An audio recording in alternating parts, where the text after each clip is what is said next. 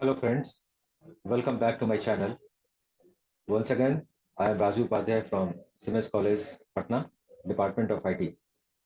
So today I am going to discuss match function of advanced Excel. So first of all, we will understand what basically the match function is.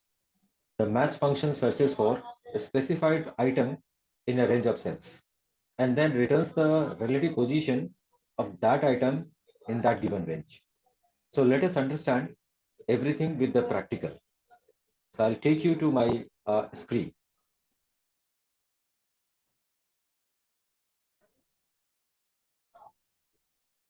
So assume that here we are having a list of items which we have. There are 6 items available. So item name we have, product ID, item rate, and their corresponding serial number. So here in this small table, we are having a product ID and product item rate or item name. So what I have done is I've created already a list control over there. So we are having a drop down list. We will select any one of the item from there and it will return their corresponding row number in which that product ID is available. Or if I select this item name or item rate, automatically it is going to select their corresponding row number, right? So let us check with this. So we are going to make use of the match function. So in order to use the match function, I'll write equal to match. Then it is asking for lookup value. Obviously, this column is going to have the lookup value, that is E2. So I'll select E2 from here. This is going to be my lookup value. So obviously it has a list box. So I can select any value at runtime. After this, it is asking for lookup array. I must tell you one thing. Whenever you are going to match a particular item, either it can work on set of column value or set of row value, right? So either I can select one column content or we can select one row content. So here I'm going to use, obviously I have to match product ID from this particular list. So my lookup array is going to be like this. So this is my lookup array. So lookup array is from a cell address E8 to, sorry, E9 to E15. Then obviously I have to go for exact match. So for the exact match, we have to select 0. So once I'll select the 0, and then my function is going to be over. Again, I review this particular function.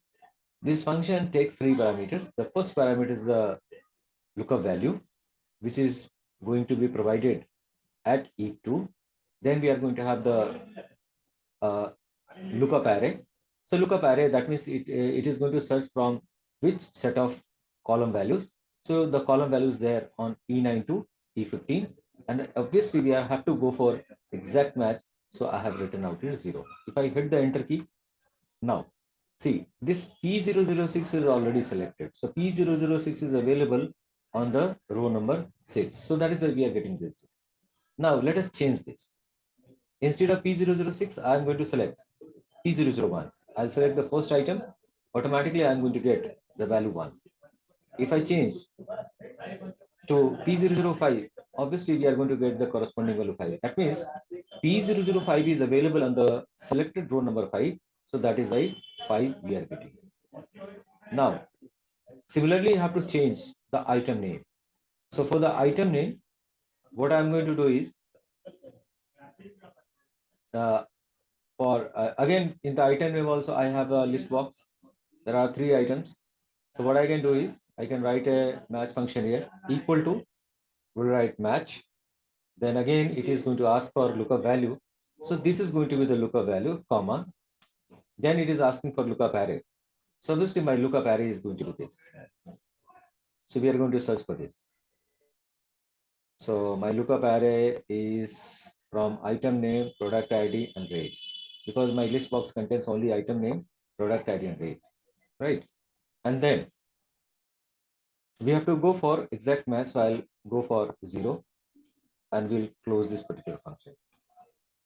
Now see, if I change it from here, if I select the product ID, obviously product ID is found in the row, row number, column number 2. So that is why we are getting 2. If I change this rate, so automatically this rate is found in this particular range.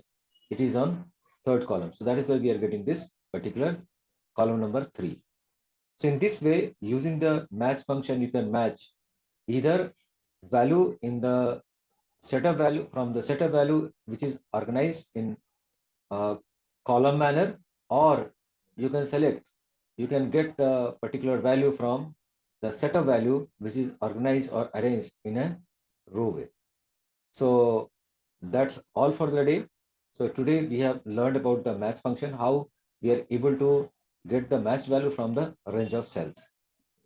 So tomorrow we are going to have a very, very interesting video in which we are going to make use of index function along with the match, which is going to become a very, very interesting function, which is going to have the better feature than your VLOOKUP, what we have learned. So tomorrow we are going to understand what are the limitations of the VLOOKUP and what are the benefits we are going to have if we use index along with match function. Thanks for watching this video, and I'll be coming with the new video tomorrow where we are going to talk about the index along with match function. Thanks for watching this video. See you tomorrow.